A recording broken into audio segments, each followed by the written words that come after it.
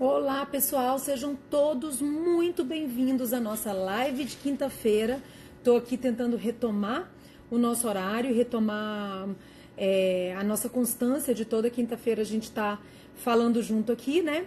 E hoje vai ser a live dos ansiosos. Quem aí, hein? Não, você foi o segundo aí, Wilson. Quem aí é ansioso? Hoje é a live dos ansiosos. Toda hora eu tô vendo o pessoal aqui me perguntando: e quando eu passar, para onde eu vou? O que eu vou fazer com a minha vida de juiz? Então, boa noite para vocês. Muito obrigada aí pela companhia. E eu quero falar com vocês que são ansiosos, que querem saber sobre a vida de juiz, que querem saber o que espera vocês depois que vocês passarem. Não que vocês precisem se preocupar com isso agora, mas para que vocês eventualmente consigam, esse é meu objetivo, que vocês consigam desenvolver um pouquinho mais daquela vontade forte, aquela força na vontade que te faça querer passar no concurso da magistratura. Se tudo que você viu sobre isso ainda não foi suficiente, eu quero te ajudar a trazer algumas coisas a mais sobre esse assunto, tentando te ajudar, tá? Hoje eu vou falar especificamente sobre a carreira da magistratura. Outro dia eu quero fazer uma outra live falando sobre a carreira da advocacia pública. Não sei se vocês sabem, eu fui advogada pública, advogada da União, por um pouco mais de 2 anos e meio, mais ou menos. E então eu tenho bastante conhecimento de como que é ser advogado da União também, mas a gente vai falar disso em outra oportunidade. Hoje, portanto, vamos falar aí com os ansiosos de plantão, que já querem saber como é que vai ser a vida após a posse, como é efetivamente essa vida, então, após a posse. Passei no concurso, e agora? Gente, essa frase vocês vão lembrar de mim, vocês vão pensar em mim, porque vocês vão falar essa frase. Vocês vão ouvir essa frase de vocês mesmos no espelho. Passei, e agora? Além de eventualmente pensarem, né, o que o professor... o professor Aragonês falou outro dia que ele pensou, né? Eu sou uma fraude. Além disso, vocês vão pensar, e agora? Como que vai ser? Então, hoje eu vou falar para vocês como que vai ser depois que vocês passarem. Pois bem, terminadas todas as fases, vocês vão lá na posse de vocês, lindos, maravilhosos, todos arrumados, coque no cabelo, homem com melhor terno, aí pode comprar um terno melhorzinho, merece, né? Vida adulta tem disso, a gente pode se dar satisfações, pequenas satisfações. Eu coloquei um espumante aqui para gelar para mais tarde, porque hoje fui dar uma palestra lá no TRE, para todos os desembargadores eleitorais aqui do DF, tinha ministro também, tinha vários colegas juízes, e eu fiquei muito tensa, aquele frio na barriga, suando frio, mas fui lá, fiz, não me achei tão merecedora ainda para falar sobre esse assunto, que eu estou na Justiça Eleitoral aqui só há 6 meses, mais ou menos, né? Comecei em janeiro, mas enfim, missão dada é missão cumprida, eu adoro desafios, fui lá e falei. E vocês passaram no concurso, logo em seguida a posse, o que vocês vão fazer? Primeira coisa que vocês vão fazer após a posse é saber da designação de vocês. A designação aqui no DF é feita pela vice-presidência, mas em alguns estados ela é feita por outro órgão. Então pode ser a corregedoria, pode ser a primeira vice-presidência, a segunda vice-presidência, isso vai variando de órgão para órgão. Então, eu vou falar da realidade do DF, que se aplica a muitos outros locais também, tá? Ó, a ministra do STJ, quem me dera.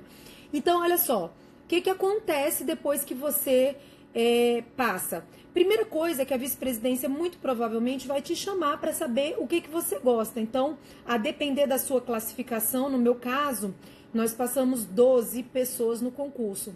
Então, o vice-presidente da época chamou os 12 e perguntou, começando por mim, que fui a primeira do meu concurso: Geis, você quer ir para onde? Aí depois chegou um outro e falou assim, o segundo lugar, que era o Jaider, você quer ir para onde? Terceiro lugar, quarto lugar. E ele foi organizando a lotação dos juízes a partir da classificação, olha aí a importância da classificação, a partir da classificação e designando cada um para o seu lugar. Eu falei para ele que eu queria ir para a vara criminal, eu já era professora de direito penal há bastante tempo e falei que queria ir para a vara criminal e ele me designou, já que você quer ir para a vara criminal, ele me designou para 2 varas criminais. Falou, então você vai ficar no auxílio, você vai auxiliar 2 juízes da 5ª e da 8ª vara criminal, Gislene e o outro juiz que deu branco, daqui a pouquinho eu lembro, César Loyola, os dois que eu adoro, inclusive. E eu fui lá me apresentar pra Gislene, falei, Gislene, tudo bom? Aqui, olha, eu sou Geilza, eu queria me apresentar pra você. Eu acabei de passar no concurso. Oi, Aragonê. Acabei de passar no concurso, vim aqui me apresentar pra você. Aí ela falou assim pra mim, Geilza, graças a Deus que você tá aqui. O meu irmão é advogado dessa audiência aí, a próxima eu não sabia. Pega aqui a toga e vai lá fazer a audiência. Foi desse jeito, tá? Enfim, assim foi o meu primeiro dia de juíza aqui no DF, lembrando que eu já era juíza lá em Roraima antes. E o que acontece no geral? Você vai para uma lotação inicial, que hoje em dia se chama de lotação de referência, que é a sua lotação, como o nome já diz, a sua lotação base, que você vai ficar quando não tiver nenhuma emergência. Mas além dessa lotação de referência, a Infam, que é a Escola Nacional de Formação e Aperfeiçoamento de Magistrados, tem um curso de formação. E esse curso de formação, aqui no DF, é feito em convênio entre a Infam e a escola do TJDF. Então, você tem um curso de formação que dura aí aproximadamente 4, 5 meses e você vai estar nesse curso de formação. Durante esse período que você está em curso de formação, você só vai ter aula, realidade do DF, lembrando. Você só vai ter aula nesse período. Essas aulas são totalmente voltadas para a prática. Então, a gente faz audiência simulada, a gente faz umas aulas de sentença também, tem aula de formação humanística, tem aula de psicologia da testemunha, enfim, muitas aulas voltadas de verdade, verdadeiramente, para a sua prática profissional. E já durante esse período vai ser, aqui no DF, tá, gente? Vai ser estabelecido, colocado para você um juiz tutor ou juiz orientador. O que é esse juiz orientador? Quando você tiver com menos horas de curso de formação, você começa a colocar a mão na massa. Então, você vai efetivamente trabalhar com a matéria da sua lotação de referência. E você fica aos cuidados de um juiz orientador. Durante um tempo você fica com um juiz civil, outro tempo você fica com um juiz criminal. Eu já fui juiz orientador aqui algumas vezes. Como o nome diz, é um juiz para realmente orientar aquele substituto que acabou de passar no concurso. Então, assim, gente, é um início muito tranquilo, né? É um início que você primeiro tem um curso, depois você trabalha com esse juiz orientador e, por uma determinação do CNJ, os juízes substitutos hoje, eles têm a garantia da inamovibilidade que antes era dada tão somente para os juízes titulares. Então, hoje se entende que também os juízes substitutos têm. O que isso significa? Você escolheu um lugar para você ir, você pediu para a sua lotação de referência ser a terceira cível, então a prioridade é que você fique na terceira cível. Eventualmente, havendo qualquer tipo de emergência, então um juiz titular tirou uma licença médica, o juiz titular entrou de férias, o juiz titular, não sei, teve aí um problema qualquer, eles vão chamar o substituto, por óbvio. Então, o substituto só fica na vara de referência se não houver nenhuma coisa urgente para que ele vá para outra coisa que a gente chama aqui de designação de emergência, designação, né, para cobrir esses buracos aí. Pois bem, durante os próximos 2 anos, são 2 anos, você estará em estágio probatório. O que é o juiz de direito substituto em estágio probatório? É o mesmo tipo de estágio probatório ao qual se submete o servidor público, mas o do magistrado ele é auferido de forma diferente, ele é acompanhado pela corregedoria, que depois vai elaborar um relatório daquele seu estágio probatório e submeter para votação no pleno. Se você não fizer nenhuma coisa absurda, você, com toda certeza absoluta, você vai ser aprovado nesse estágio probatório. Então, na verdade, o estágio probatório é algo para ver se você vai trabalhar direitinho, se você vai produzir, enfim, não é nada demais, não é nada para reprovar. Os casos no Brasil que tem reprovação em estágio probatório são muito poucos, então é algo realmente para você acompanhar com um pouquinho mais de zelo aquele juiz substituto que acabou de passar num concurso público. 2 anos de estágio probatório. Após esses 2 anos, a gente brinca, né? Depois desses 2 anos tá tudo liberado. Não, após esses 2 anos, você vira vitalício, você não vira juiz titular. Então, depois de 2 anos como juiz substituto, você provavelmente, se for aqui no DF, com certeza, você se torna juiz vitalício, mas você não virou juiz titular. Qual é a diferença do juiz titular para o juiz vitalício? Então, vamos lá. O juiz vitalício, ele é aquele que, depois de 2 anos, foi aprovado no estágio probatório. O juiz titular é aquele que ele tem uma vara para chamar de sua. Então, o que é preciso para você titularizar? Em tese, você até poderia titularizar durante o estágio probatório, porque o que precisa para titularizar é ver se tem vara vaga. Então, vamos supor, aqui no DF nós temos 25 varas cíveis. Então, vamos supor que atualmente, não é verdade, não tem nenhuma vara vaga, vamos supor que atualmente tenha 5 varas cíveis vagas. Essas 5 varas cíveis vagas, elas vão ser preenchidas por promoção e remoção. Então, remoção, um juiz titular sai de uma vara para outra. Promoção, o juiz substituto passa a ser titular. Então, o que precisa para você ser titular é ter vaga. Você vai ser promovido de juiz substituto para juiz titular exclusivamente por ter vaga. O que acontece é que normalmente não vai ter essa vaga tão rápido. Eu demorei 10 anos para titularizar, né? 9 para 10 anos. Eu fui o primeiro lugar da minha turma. Então, o pessoal mais atrás da turma demorou mais tempo ainda. Então, mas a gente coloca mais ou menos essa média aí de 10 anos para titularizar. Depois que você titulariza, qual é a vantagem?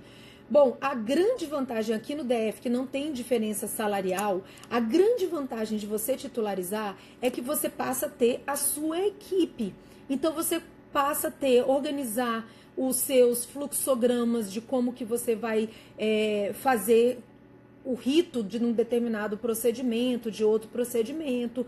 Você passa a poder nomear os servidores. Aqui no DF, todos os servidores, todos não, mas 90% dos servidores, eles são concursados. Lá na minha vara, todos, absolutamente todos, são concursados. E aí você, então, começa a tocar a sua vara. Como é que foi a minha trajetória? Que eu sei que vocês gostam de saber disso. Bom, depois de 10 anos aí, 9 para 10 anos como juíza substituta, surgiu uma vaga para eu titularizar com a turma anterior. Então, foram titularizados, se eu não me engano, 5 juízes, tinham 5 vagas, 5 juízes foram titularizados. E eu fui a última dessa leva, porque eu fui com a turma na frente da minha. Então, não tive opção de escolher. Cada um vai escolhendo pela ordem de antiguidade. Naquele grupo, eu fui a última. E aí, só sobrou para mim um juizado especial cível. Depois de 9, quase 10 anos em vara criminal, me aparece um juizado especial cível, sendo que eu não tinha nem estudado o Código Civil de 2002, porque quando eu passei no concurso, ainda estava em vigor o Código Civil anterior. Mas, enfim, como eu acho, e eu quero muito que vocês pensem isso para vocês, se vocês passam num concurso dessa envergadura, dessa dificuldade, que é um concurso de juiz, você, após aprovado, você sabe ser juiz. Então, se te mandarem para uma vara cível, você sabe ser um juiz cível. Se te mandarem para uma vara criminal, você sabe ser um juiz criminal. Se te mandarem para uma vara de juizado especial cível, juizado especial criminal, violência doméstica, júri, fazenda pública, órfãos e sucessões, que mais? O que eu esqueci? Órfãos e sucessões, família, infância e juventude. Você sabe. O mais difícil que é passar num concurso desse, você já passou. Então, você não tem que ter medo de nada. Sempre pensei isso. Eu sei ser juíza. O mais importante sobre ser juíza, eu sei. Então, se eu vou amanhã, por acaso, me colocarem para ir para uma vara de órfãos e sucessões que eu nunca trabalhei, eu vou e eu tenho absolutamente certeza que eu vou ser uma ótima juíza. Eu vou estudar antes, toda decisão eu vou demorar mais, porque eu vou precisar estudar. Eu vou pegar modelos, que hoje em dia a gente tem modelo para absolutamente tudo, e eu vou ser uma excelente juíza. Então, esse medo de vocês, se eu passar no concurso e for para uma vara de família, odeio direito de família, vou a uma vara de execução de título extrajudicial, odeio direito empresarial. Problema seu. Você ficou quantos anos estudando para um concurso difícil desse e agora você vem dizer que não gosta disso, não gosta daquilo? E, gente, isso é sério. Aqui no DF já teve caso de juiz que ia ser promovido e não foi porque não gostava da matéria. Não vou porque é júri, não vou. E perde a posição, entendeu? E pra quê? Você sabe ser juiz? Vai. Então, se tivessem me mandado para qualquer coisa, eu vou de cabeça erguida, feliz da vida, agradecendo a Deus pela oportunidade, dando o meu melhor. Pois bem, depois que você titulariza, você consegue montar a sua equipe e organizar tudo. Eu, quando eu titularizei nesse juizado, sofri muito de início, porque fui estudar inclusive o Código Civil, mas depois de um tempo eu comecei, após 9 anos de vara criminal, eu comecei a gostar de civil. Porque eu comecei a achar assim que você tem uma liberdade maior, você não tem um promotor toda hora, você não tem essa questão de réu preso, a matéria é absolutamente ampla. Então, um dia, hoje, você está decidindo sobre direito de sátira, vocês já ouviram falar disso? Direito de sátira? Hoje eu decidi sobre direito de sátira, num dia você está decidindo sobre isso, no outro dia você está falando sobre os danos morais decorrentes de um crime de estupro. Vara civil é isso, você tem tudo. Então, depois que eu aprendi, falei, bom, gosto muito de vara civil, adoro trabalhar e tô até então, 5 anos para 6 anos, nessa loucura.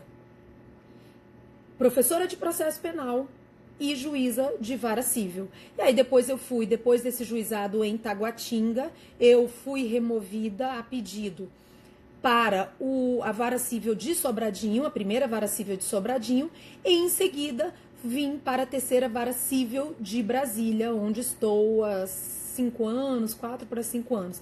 Enfim, não é o problema, gente. Aí quando você entra numa vara, minha vara, quando eu cheguei, né, a vara para chamar de minha vara, que está, por enquanto, na minha titularidade aí, nós tínhamos 4.000 e tantos processos, quase 5.000 processos, para uma equipe aí, né, pequena, uma única juíza, e aquela fase de rachar, né, de sofrer e tudo.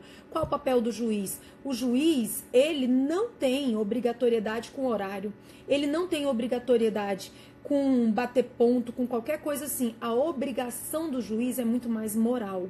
É muito mais de você dar satisfação. E agora eu vou falar uma coisa muito importante para vocês, muito importante. Dar satisfação ao jurisdicionado.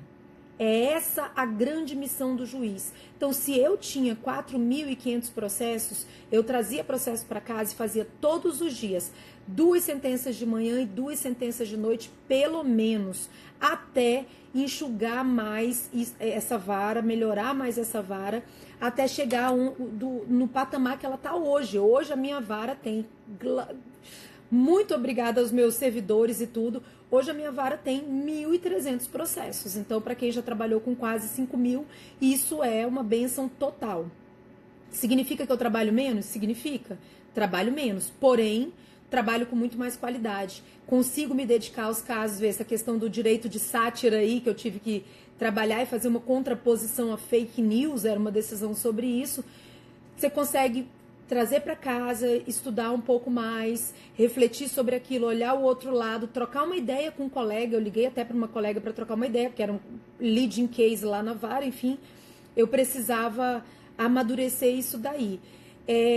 Por que não tem tantos juízes como eu? Olha, a pergunta que eu queria, a Glenda fez, era o que eu falei que eu ia falar, que é de extrema importância. Por que tem tanto juiz se suicidando? Vocês têm acompanhado isso? Triste, eu sofri muito. Alguns juízes se suicidaram nos últimos anos. E isso, infelizmente, é uma tendência. O tribunal tem estado atento a isso. A gente tem feito cursos sobre isso, tá? sobre questão da gestão da emoção, a gestão do tempo, mindfulness, todas essas novidades aí a gente tem trazido. O Augusto Cury deu um curso aí para os juízes também sobre a SPA, Síndrome do Pensamento Acelerado. E por que acontece isso? Por que uma pessoa passa num concurso, que é o sonho aí de vocês que estão se matando para passar num concurso, sofrendo para passar num concurso, e depois que ela tá ali, ela passa? É a pessoa, gente, sem propósito na vida. E aqui a gente diferencia um pouco objetivo de propósito, tá? O propósito, para mim, é algo superior, algo que vai além, algo que vai, assim, que extrapola o mero ganhar dinheiro. É algo que me diz ao coração. Então, quando isso é totalmente separado da profissão, você pode ser dona de casa e ter um lindo propósito. Você pode ser vendedor de cachorro-quente e ter um lindo propósito. E você pode ser um juiz de direito e não ter propósito nenhum. Então, essa questão do propósito, eu quero muito, por isso que eu faço questão de trazer isso para vocês, que vocês pensem nisso desde já. Tem que fazer sentido, mas esse sentido não é um sentido no sentido de sentimento, porque o sentimento, ele vem e ele passa. Quem é casado aí sabe disso. Eu sou casada, vou fazer 17 anos aí com meu marido. Tem dias que a gente olha para aquela pessoa e fala assim, nossa, acabou meu amor, eu não sinto mais nada. E aí você deixa passar um tempo e fala, caraca, é o homem da minha vida. Sentimento é variável. Uma hora você sente uma coisa, outra hora passa aquele sentimento. Mas propósito não é variável, porque ele tem a ver com a determinação do que você acha e que você tem certeza que é o caminho da retidão, o caminho do que é o certo. Qual é o propósito que, na verdade, tem que ser o propósito de todo mundo? É servir.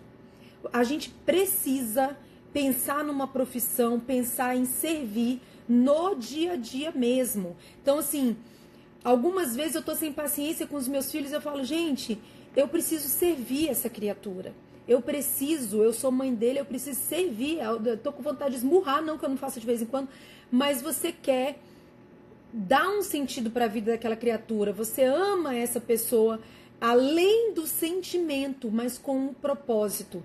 Então, quando a gente tem isso muito definido na vida, eu não vou dizer que eu tô livre de uma depressão, até porque eu já falei com vocês que eu tenho um pezinho na depressão. O que é esse pezinho na depressão? Eu tenho a genética. Então, assim, eu tive pessoas na minha família que já tiveram episódio de depressão. E isso é genético também. Mas por que isso não me pegou até hoje? E eu tenho certeza que... Tenho certeza não, eu acho e peço a Deus que não vai me tocar, porque eu tenho propósitos muito delineados na minha vida. Quando eu comecei esse Instagram, eu tinha um propósito. Quando eu vou ao meu trabalho, eu tenho um propósito. Quando eu fui dar uma palestra hoje, eu tenho um propósito. E aí, outro dia até eu li aqui que a Santa Terezinha falava uma coisa muito interessante. Eu falei isso até na palestra hoje, se algum de vocês estava lá. Ela fala o seguinte, não importa o tamanho da obra, importa a quantidade de amor que você coloca nela. E eu acho que isso é pra vida, quer dizer, não adianta eu ser uma super juíza se eu não coloco amor naquilo ali. Mas não é o amor sentimental, é o amor de propósito, de determinação, de fazer o meu melhor. Esse amor sentimental, ele vai e volta toda hora, gente.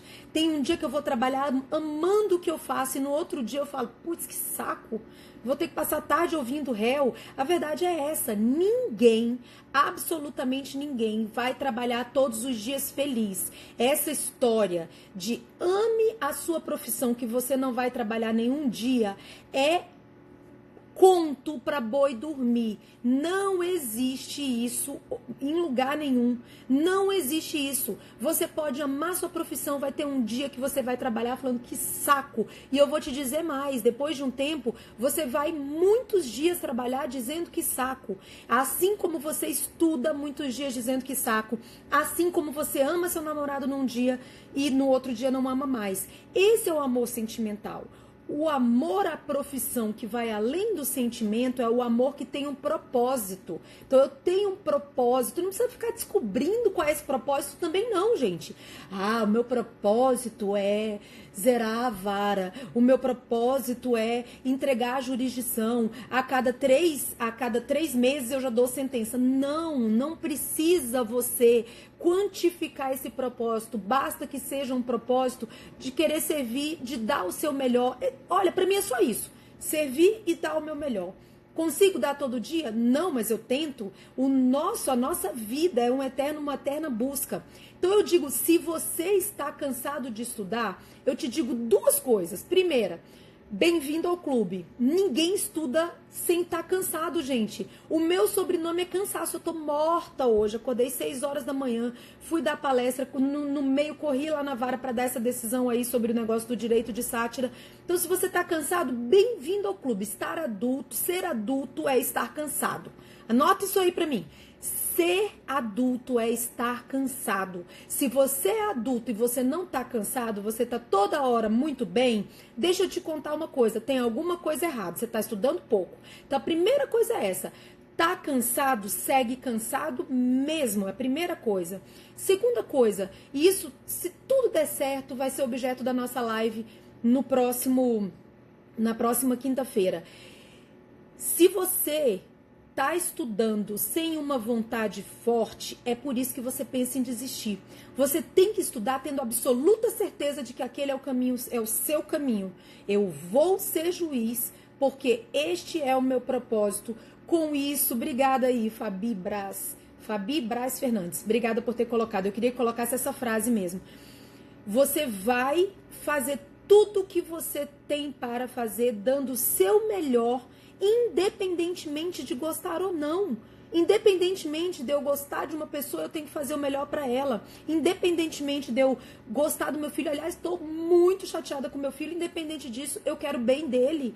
Isso é amar com propósito, não é amar com sentimento. Para de sentimentalismo. Quando você ama o cargo que você escolheu, você quer ele como sonho e não como objetivo e não como propósito, é quando você desiste, é quando você se frustra a cada segunda fase que você não passa, a cada primeira fase que você não passa, porque quando você ama como decisão, anota pra mim, amar como decisão.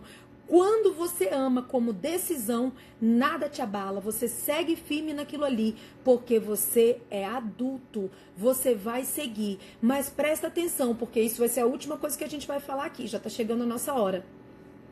Presta muito atenção no que eu vou falar para você aqui.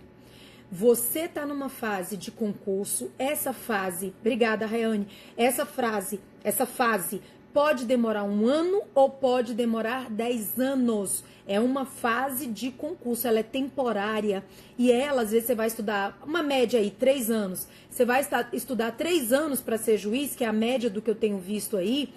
E você vai ser juiz o resto da vida, até 75 anos. O povo vai estar falando, pelo amor de Deus, aposenta. E você vai lá, está ainda trabalhando. Não vale a pena, gente? Faz uma matemática aí. Pega aí o salário de juiz, é só jogar no Google, pega o salário de juiz, coloca isso no papel, vê se não vale a pena, veja se com esse salário você não realiza todo o propósito que você precisa realizar. Se você não se realiza aí como pessoa, mas você só se realiza, presta atenção nisso, porque todo mundo diz o contrário do que eu vou te dizer. Você só se realiza de fora para dentro. A realização não é de dentro para fora. Porque se você quer se realizar de dentro para fora, presta atenção nisso. Se você quer se realizar de dentro para fora, você só pensa em você, você quer o seu próprio bem e ninguém te devolve isso, gente. Quem te devolve o teu amor próprio? Você quer ser o tal e você tá ali naquela vaidade. Quem te devolve isso? Não, ninguém. É isso que gera o vazio existencial. Mas quando o teu propósito tá lá fora, por exemplo, quando a gente tem filho, eu quero fazer o bem para essas 2 pestinhas inquietas que tem aqui em casa. É de fora para dentro, aí realiza. Eu quero servir o jurisdicionado, eu quero ser uma juíza que toca o coração das pessoas. É de fora para dentro. Eu queria falar até um nome aqui feio, mas não vou falar, vou me controlar. Essa ideologia de você ficar nesse amor próprio por si só, veja, eu não sou contra amor próprio, mas esse amor próprio tem que ser igualzinho ao amor ao próximo, não pode ser mais e não pode ser menos. Quando você coloca isso na sua vida, amar ao próximo contra si, como a si mesmo, aí você vê, não é se amar mais do que ninguém e nem amar ninguém mais do que você. Olha como é simples e olha como é de uma sabedoria fabulosa, fabulosa. Gente, isso pra mim, Geilza, esse para mim é o grande caminho de eu estar hoje bem, de eu hoje ter uma realização efetiva, uma realização de fora para dentro e de conseguir tocar o coração de meia dúzia. Se eu vier para uma live e tiverem 2 pessoas, eu vou falar para 2 pessoas isso, porque hoje esse é o meu propósito. Eu quero hoje poder falar com toda a clareza o que vocês se iludem, por que vocês se decepcionam tanto quando não passam em concurso. Vocês se decepcionam por causa desse exagero de amor próprio. Você se decepciona porque você acha que você está acima do outro. Quando a gente desce desse pedestal e a gente pensa, eu sou só mais um bosta, como qualquer um outro. Eu acabei falando, ó. Eu sou só mais um lixo como qualquer outro. Quando eu me coloco nesse patamar, quando eu me esvazio, é aí que eu cresço. Eu preciso me esvaziar para poder crescer, para poder me realizar. Não existe, é por isso que tem... Quem sou eu para julgar? Deus me perdoe. Mas é por isso que tem tanta gente perdida, tanta gente com vazio existencial. É por isso que tem juiz se suicidando, é por isso que tem gente desistindo. É porque você quer você se elevar e você não consegue e aí vem o baque. Quando você se esvazia disso e pensa claramente, eu estou numa caminhada de concurso, uma caminhada que é de humildade e eu vou nessa caminhada até passar e custe o que custar. Para pensar, você reprovou na prova discursiva, o Wilson reprovou outro dia aí na discursiva. Quantas pessoas também não reprovaram? Quantas pessoas não reprovaram lá mais na frente ainda na prova oral? E daí, você só vai, as pessoas só vão saber que você reprovou se você quiser. Se eu chegasse aqui para vocês e dissesse assim, gente, eu sou o primeiro lugar da história do Tribunal de Justiça, passei no meu primeiro concurso aqui no TJDF, vocês iam comprar a minha história, porque essa história aconteceu. Mas porque eu não preciso contar o meu fracasso para vocês, mas eu quero contar o meu fracasso. Aí é que eu quero ir na contramão desses bora vencer, e o oba-oba, e vou viajar. Eu quero ir na contramão disso, porque eu quero falar pra vocês. Aí, ó, a Ângela tá até contando logo. Já fiquei por 1 ponto, de novo. Bem-vindo ao clube, acontece. Eu fiquei também por 0,02 no concurso de juiz de trabalho. Lá na frente você vai falar assim, graças a Deus, Deus me deu um livramento e você nem sabe ainda. Só te digo isso, porque isso vai acontecer. E você só vai contar as tuas falhas, as tuas deficiências, se você quiser.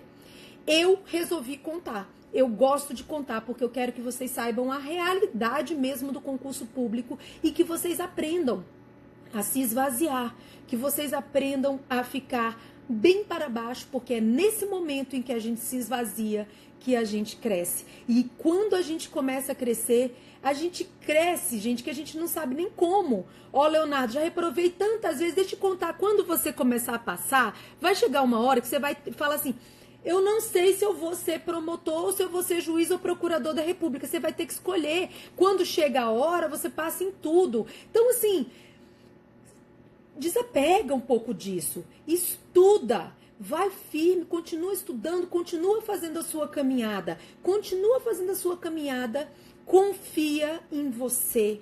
Confia, se você for que nem eu, num ser superior aí. E segue, esvazia, sai desse amor próprio acima dos outros. Você é um lixo, assim como todo mundo, assim como eu sou. E vamos junto, um ajudando o outro, um melhorando a caminhada do outro, facilitando, ajudando a pessoa que está ao seu lado. Tudo bom? Vamos terminando por aqui. Agradeço demais vocês me fazerem essa companhia. Amo fazer essas lives aqui com você. Queria fazer todos os dias, só que aí vocês iam enjoar demais de mim. Mas é assim um presente pra mim isso daqui. Então, fiquem com Deus, estudem, confiem e sigam, isso mesmo. E a gente continua por aqui. Vou abrir a caixinha de perguntas de novo. E o que ficou não respondido na live, coloquem lá, por favor, que eu sou a pessoa da insônia e respondo vocês com todo o meu amor como decisão e não como sentimento. Porque tem dia que a gente abre isso aqui e tem vontade de mandar uns para aquele lugar. Mas esse amor é uma decisão e assim ele vai seguir sendo. Beijo para vocês, fiquem com Deus.